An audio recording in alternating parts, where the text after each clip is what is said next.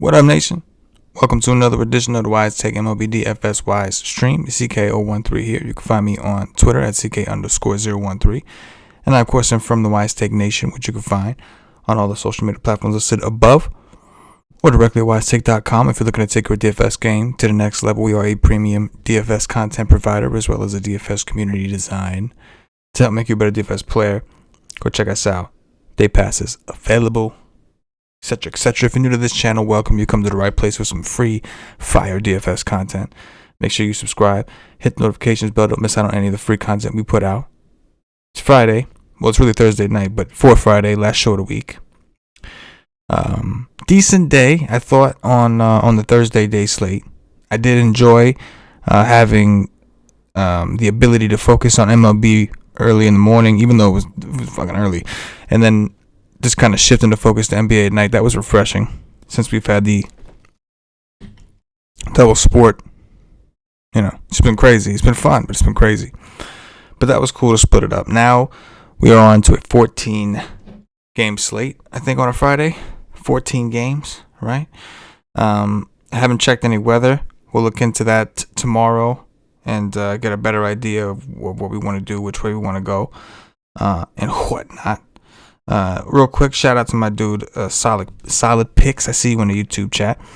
But shout out to you, man. Give us a big share on Twitter. We appreciate that. And, that went, that kind of shit goes a long way here. We really appreciate it, man. Putting in that work, helping us grow. Man of the nation, man of the people.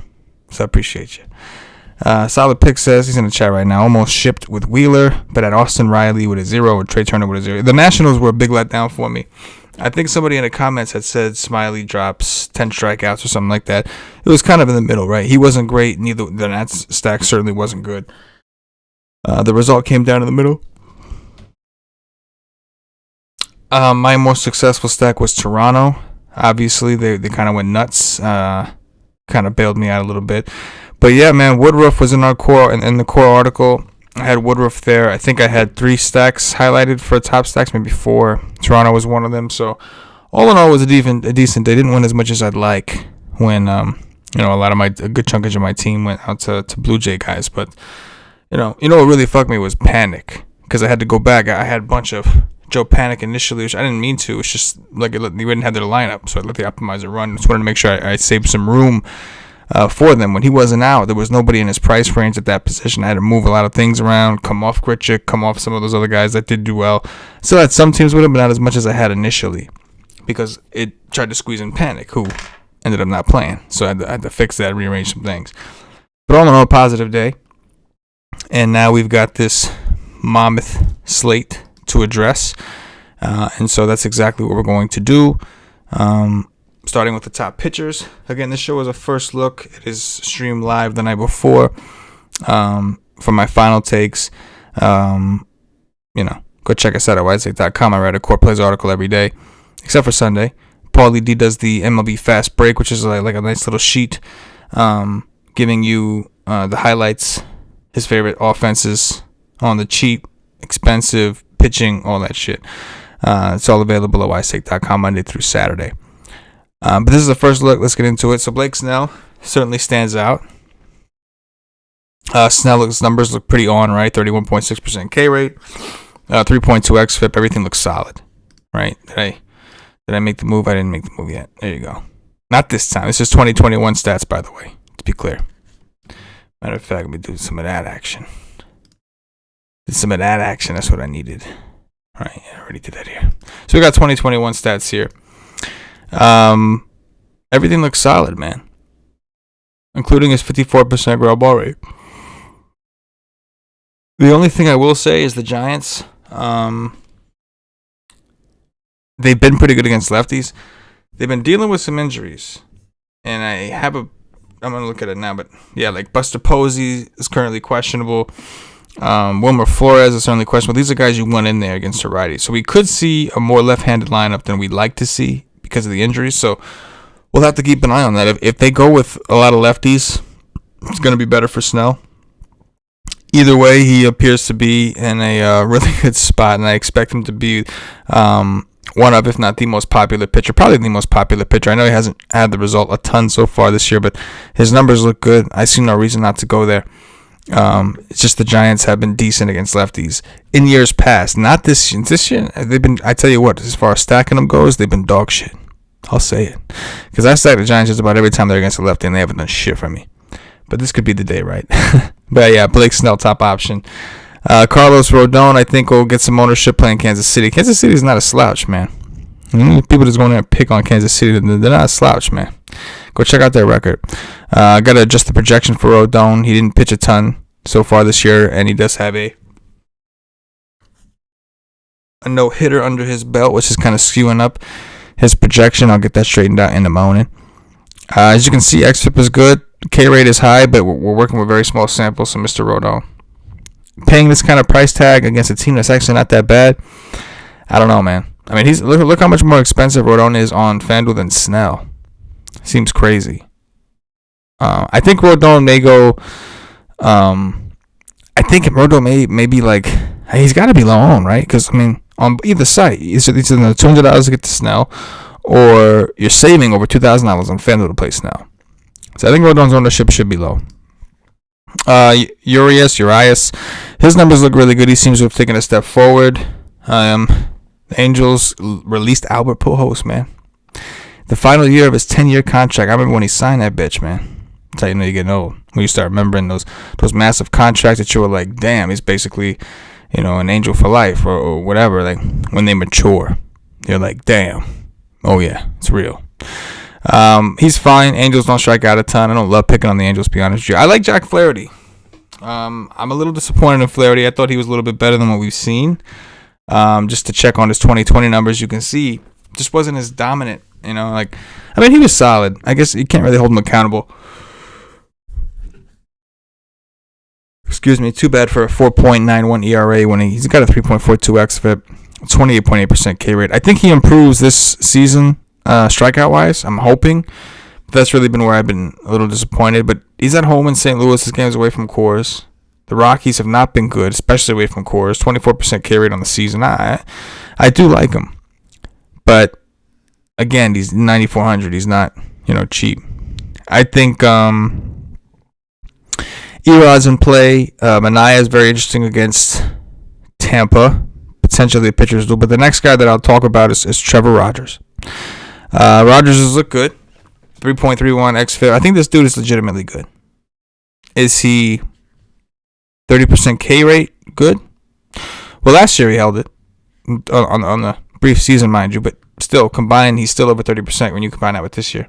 He's at home in a good pitching park. Milwaukee is the one of I think just barely behind, a tenth of a percentage or whatever behind the Rays in the most strikeouts. Right? Yeah. So I think Rogers is in play. Again, he's expensive. FanDuel 10-4, getting sharp on him. 8-8 on DraftKings. It's up there. This is a guy that we played at the sevens a lot, And there's a lot of guys you can throw out there on this slate. Zach Eflin, I think, will carry very little ownership. I think Eflin's pretty good, especially against righties. The Braves have been very right-handed this year. As a matter of fact, I think I've only really seen them with like two lefties consistently playing, and that's Albies and Freeman. Two pretty good lefties, mind you. But they're pretty right-handed. And they have been striking out. 24% is not bad. On the flip side, they're one of the best offenses in the game. So you take that for what it's worth. Is 8-6 on both sides enough to take those chances? That's what you have to ask yourself. Here's an interesting one. Zach Plesac. So he's playing Cincinnati, but the game's in Cleveland. Cincinnati has been striking out a lot. They got a lot of power, which I think part of that is playing in that Great American Small Park. But Plesac himself, his numbers are way down. 4.24 xFIP, 4.250. Those are up, really. Strikeout rate is what's down. That's what I meant to say. 17.9%. Again, Cincinnati will strike out.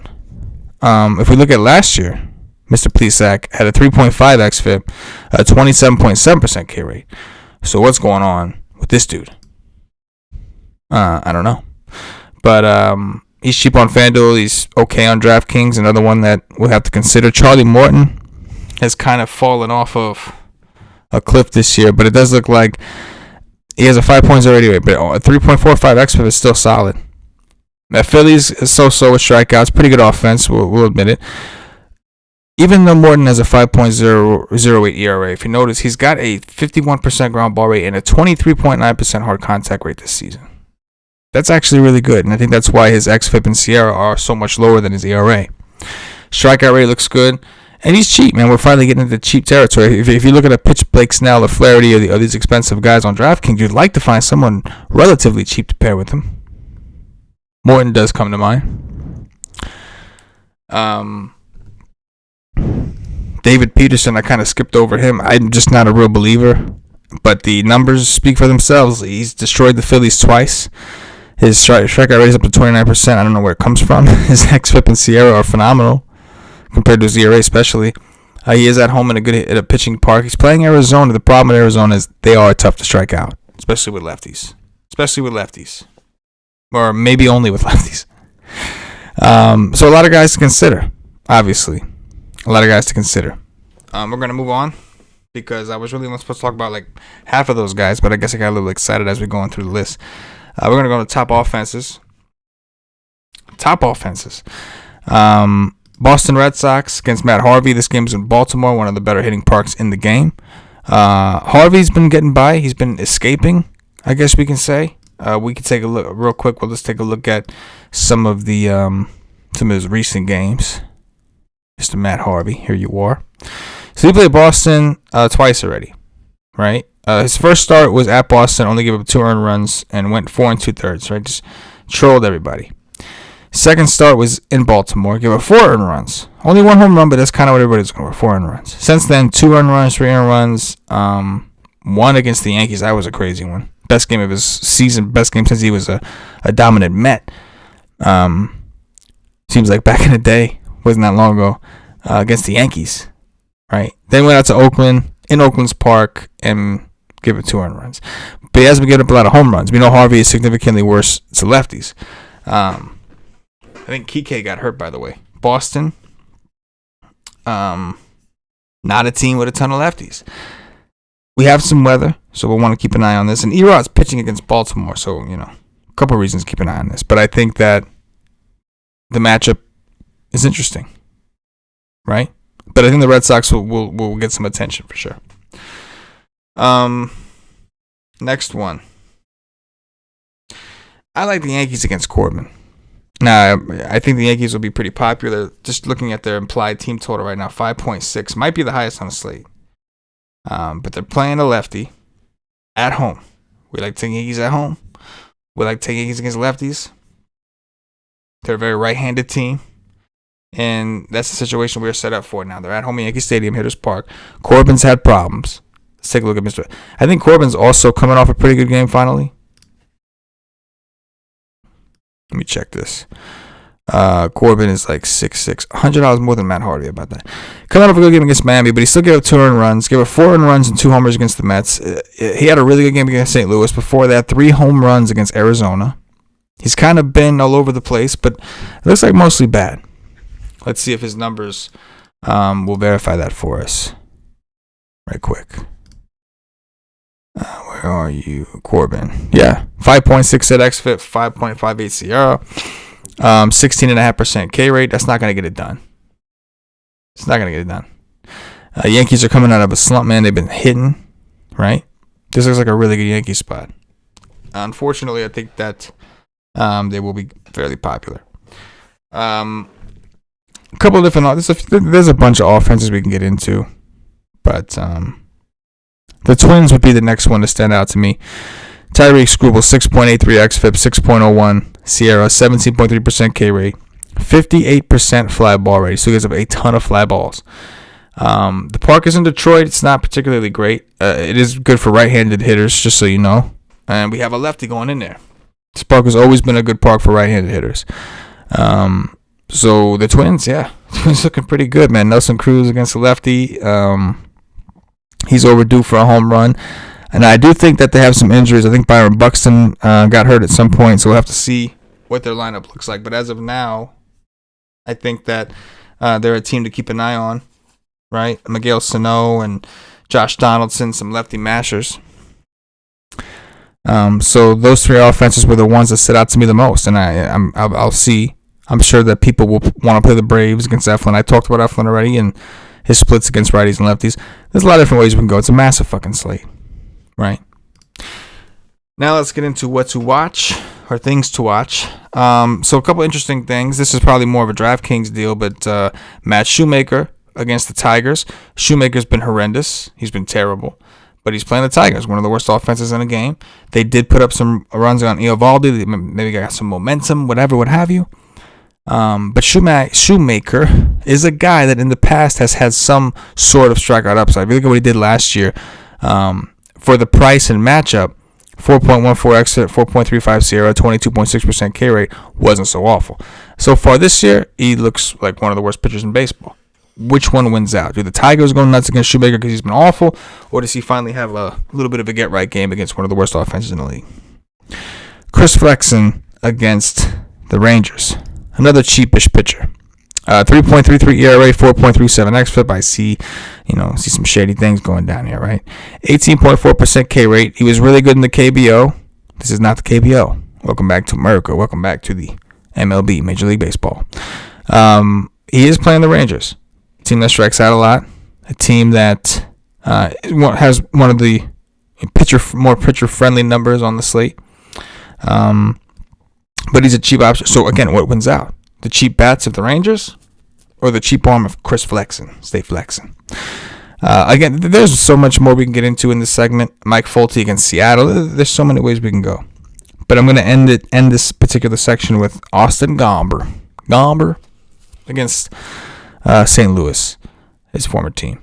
And again, more of a DraftKings deal because he's really cheap on FanDuel. You're not really caring because you're not banking on a fucking, you got so much upside you're sacrificing if you don't spend up over there, or at least go with a pitcher who has that type of ceiling. I don't think Gomber does. Gomber not looking good this year for Colorado. 5.08 xFIP. 21% K rate. But he is playing St. Louis. If you recall, Patrick Corbin's best game this season came against St. Louis. This is a revenge spot for Mr. Austin Gomber. He did play for St. Louis his entire major league career. At least I think I'm gonna roll with that because I think that's what it was. So yeah, he hasn't been good. He's playing St. Louis, 6-2. Which one wins out here? Does St. Louis, ruin his return to St. Louis, or does Gomber come out, shove it, and try to show them all what they missing out on, like some ex-girlfriend type shit? You tell me. Anyway, the slate looks awesome. It should be a lot of fun. Got some dog watch coming up. We're going to pick some home runs. You know what I mean? Solid picks in the chat says Cruz should do dirties. I agree. Solid picks looking at Zach Gallen against the Mets in a big ballpark. Yeah, I did skip over Gallen. I meant to actually put him in the top picture section. I kind of skipped over it. I am a little bit of a Mets homer, so it is playing, you know what I'm saying? But I admit it, though. But yeah, 30% K rate. 8.9 is probably too cheap. If you're going to give me Minaya at 9.2 and Flaherty at 9.4 based off of the performances, yeah, then Gallen should be a little bit cheaper. He's still at the top of my list, right? Because his price is kind of a no man's land. You know what I mean? At that point, I'd rather take Rogers against a team that I know strikes out a ton. And don't get me wrong, the Mets can strike out. Don't be fooled by this 22% K rate you see. They can strike out. We've seen that several times. But yeah, I don't know. I think it's a pretty good slate. I'm excited. Come check out the article at WiseTake.com. We do some dong watch, and we're getting up out of here. Let me go to here, and let's get this pulled up. We're looking for home runs. I'm gonna start with a New York Yankee. How do you go with anybody other than Giancarlo Stanton right now? Stanton's been red hot. He got a home run in 3 straight games. Does the streak stay alive? I'm fucking gonna bet on that. Why not? We'll go with Giancarlo Stanton. Next, Nelson Cruz. Pretty simple here. 5,400 is expensive. He has not been as hot as Stanton, but death taxes, Nelson Cruz against the lefty, and a bad one at that. We looked at his numbers. We talked about the Twins. You know the deal. Nelson Cruz is number 2. Easy.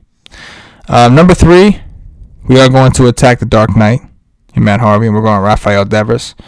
Devers had a pretty good season. Right, him and Bogarts, man. I mean, JD too, but him and Bogarts, man.